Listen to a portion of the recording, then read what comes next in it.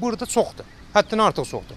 Rayonun mərkəzində it əlindən dəbərməli deyil. Yəni nə isə bir şey eləyə bilmirsən. Uşağı tək buraxa bilmirsən. Çox qorxulu vəziyyətdir. Xahiş edirəm bir əncam çəkilsin buna.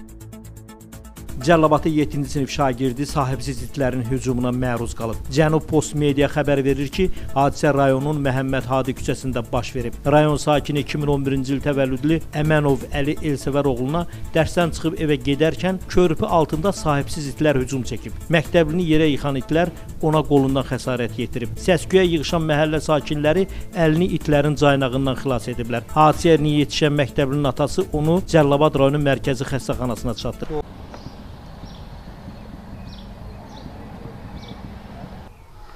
Dünənləri günorta uşaq məktəbdən gələndə iti onu küçədə tutub yıxıb.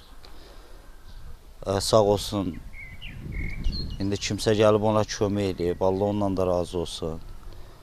Apardım xəstəxanaya, bütün tədbirləri gördülər. Amma bu problem olaraq da qalır, bu bütün Cəlilabadlıların problemidir. Yəni bu küçə itlərin cəmaatın uşağına hücum edir. Bugün mənim uşağıma hücum edib, sabah başqasının uşağına hücum edər. Başqa xəsarətlər yetirər. Bunun barəsində xahiş edirəm dövlətimizdən tədbir görsünlər. Bu məktəbdən mən gəldim, saat 1-in yarısı, 1-in yarısı zad olardı. Bu küçədən gələndə bir də gördüm, arxadan it tutdu qolumdan. Döndüm, it qarı idi, böyüdü. Bir də gördüm, kimsə gəldi, iti itələdi, yekə bir dənə əmi idi. İt qaçdı, mən də evə qolumu tuta-tuta gəldim.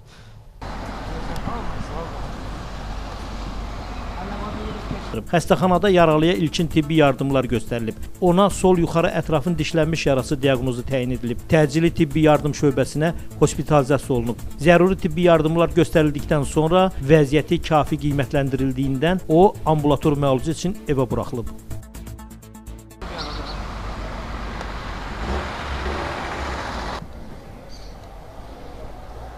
Burada vapşi çoxdur. Bu zonada it əlindən dəbərmək.